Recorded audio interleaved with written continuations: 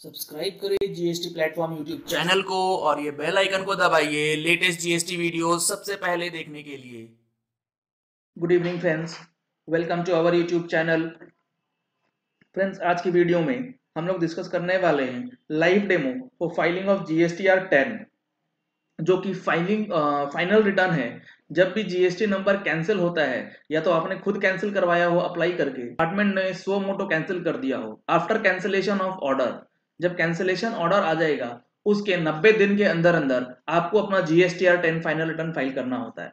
चलिए video start करते हैं, बने रहिएगा वीडियो में एंड तक, ताकि आपको लाइव डेमो जीएसटीआर 10 से रिलेटेड एक एक इश्यूज अच्छे से समझ में आ सके। Let's start the video.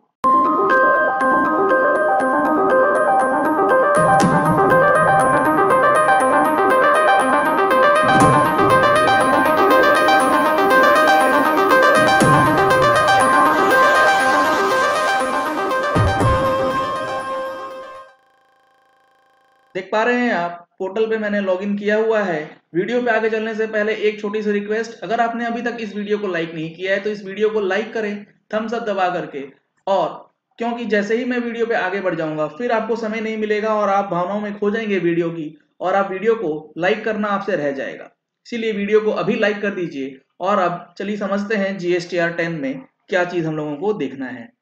तो जीएसटीआर 10 देखने के लिए आपको एक चीज ध्यान रखना है कि जब तक आपका कैंसिलेशन ऑर्डर इशू नहीं हो जाएगा डिपार्टमेंट से, आपके पास कैंसिलेशन ऑर्डर होना चाहिए जीएसटीआर 10 फाइल करने के लिए। जीएसटीआर 10 आपको कहां दिखेगा? वो नॉर्मल रिटर्न डैशबोर्ड में शो नहीं होगा, वो आपको दिखेगा services, return tab and final return.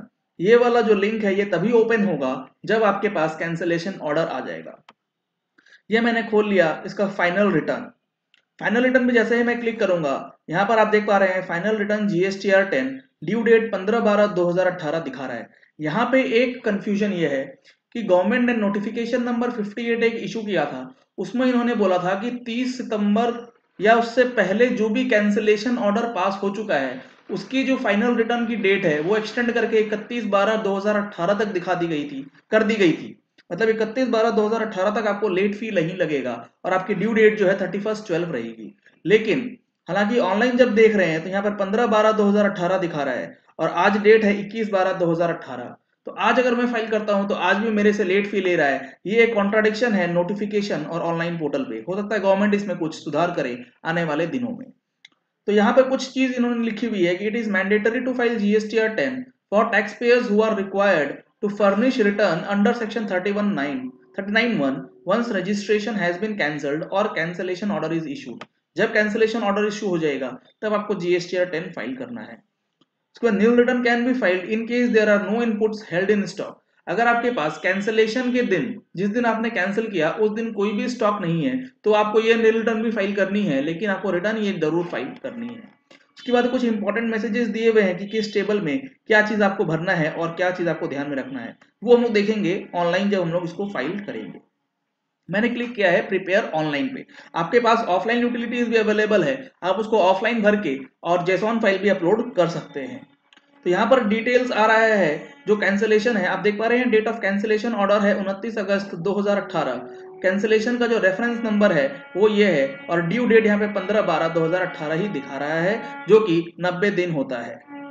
उसके बाद आता है steps to prepare your GSTR 10 return, provide the address for future correspondence. ये कुछ जनरल इंफॉर्मेशन दी गई है। Click on table A B C और table D box whichever is applicable. जो भी टेबल आपके लिए एप्लीकेबल है वो आपको क्लिक करना है। Summary of added details would be available on the relevant box. जो भी आपने डिटेल्स ऐड किया है वो आपके उस बॉक्स में रिफ्लेक्ट करेगा। Click on preview draft GSTR 10। सब कुछ भर लेने के बाद आप अपना प्रीव्यू देख सकते हैं कि जो वो सही है या नहीं है। After adding and confirming the details following the process as indicated above. जो डिटेल्स आपने भरनी है वो डिटेल्स भरने के बाद आप जो भी इसमें दिया गया है वो आप चेक करेंगे और प्रोसेस फॉलो कर सकते हैं। इसमें यहाँ पर है एड्रेस फॉर फ्यूचर कॉरेस्पॉन्डेंस। यहाँ पर आप अपना एड्रेस डाल सकते हैं जहां पर कि डिपार्टमेंट आपसे फ्यूचर में कॉरेस्पॉन्डेंस कर सकता है। यहाँ पे सीए सर्टिफिकेट है, सीए सर्टिफिकेट अप्लाई करना होता है, अपलोड करना होता है स्पेसिफिक केसेस के लिए। वो मैं बताऊंगा आपको कौन से केसेस ऐसे हैं जहां पर आपको सीए सर्टिफिकेट इशू करना है। Name of firm issuing certificate, CA firm का नाम, name of certifying chartered accountant या कॉस्ट अकाउंटेंट, उनका नाम क्या है, उनकी मेंबरशिप नंबर और date of issuance of certificate, और यहाँ पर आपको स्कैन करके अपलोड करना है उस सर्टिफिकेट को।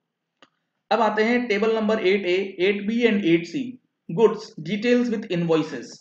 जीएसटीआर 10 कब भरा जाता है? जब आपके पास डेट ऑफ कैंसिलेशन, सपोज करते हैं आपने कैंसिलेशन के लिए अप्लाई किया है 1 अप्रैल 2018 से, तो 31 मार्च 18 को जो आपके पास क्लोजिंग स्टॉक है, अगर कोई स्टॉक बचता है तब, तो आपको वो देखना है कि जो स्टॉक बचा हुआ है आपके पास बुक्स में और फिजिकली जो स्टॉक बचा हुआ है उसका जो इनवॉइसेज है उसमें क्या जीएसटी नंबर है या सेंट्रल एक्साइज का बिल है या वैट का बिल है।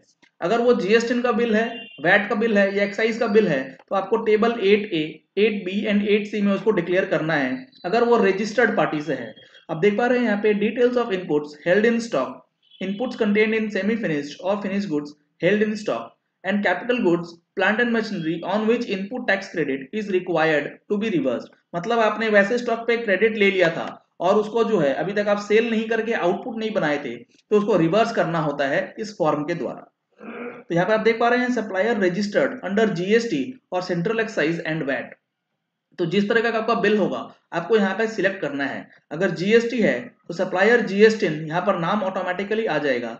इनवॉइस का नंबर आपको डालना है, इनवॉइस की डेट डालनी है, गुड्स का टाइप डालना है कि क्या है, inputs held in stock raw material है कि WIP है या कैपिटल गुड्स या मशीनरी है। तो डिस्क्रिप्शन डालना है, यूनिट क्वांटिटी कोड पुटअप करना है, क्वांटिटी डालना है, टैक्सेबल वैल्यू और आईटीसी अमाउंट जो उस बिल पे क्लेम किया आपने उसकी डिटेल्स आपको यहाँ पे डालनी है। खाली स्टॉक जो बचा हुआ है उसी का इनवॉइस डिटेल्स आपको डालना है कि वो जो स्टॉक है वो कौन से इनवॉइसेस का है। अगर आपके पास सेंट्रल एक्साइज या वैट का इनवॉइस है तो आपको यहाँ पर सेंट्रल एक्साइज या वैट का रजिस्ट्रेशन नंबर डालना है, इनवॉइस नंबर डालना है, उसके बाद इनवॉइस डेट डालनी है और उसके बाद गुड्स के पर्टिकुलर्स यहाँ पर फिल करने हैं। अगर आपके पास ये सब कुछ भी नहीं है तो आप इसको ब्लैंक छोड़ देंगे और ये जो है फिगर्स 0 रह जाएगा इसमें। अगर आपने रजिस्टर्ड स्टॉक है, आपके पास जो स्टॉक डीलर का है, फिर तो कोई इश्यू नहीं है। लेकिन अगर आपके पास गुड्स वैसे बचे हुए हैं जिसके आपके पास इनवॉइसेस नहीं है, गुड्स डिटेल्स विदाउट इनवॉइसेस, कुछ गुड्स वैसे भी हो सकते हैं जो कि विदाउट इनवॉइसेस हैं। अगर विद इनवॉइसेस हैं तो 8A, 8B एंड 8C में चले जाएंगे।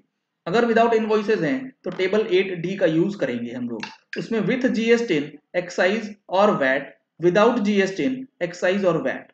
अगर विदाउट इनवॉइस वाला बिल है लेकिन उसमें जीएसटी लगा हुआ है या कुछ भी टैक्सेस लगे हुए हैं तो वो आपको यहाँ पर दिखाना है कि सप्लायर रजिस्टर्ड अंडर जीएसटी था या सेंट्रल एक्साइज या वैट था। उसके बाद आपको यहाँ पर सेंट्रल एक्साइज या रजिस्ट्रेशन नंबर या जीएसटी का नंबर आपको यहाँ पर डालना है और गुड्स की डिटेल्स आपको यहाँ पर पुटअप करनी है।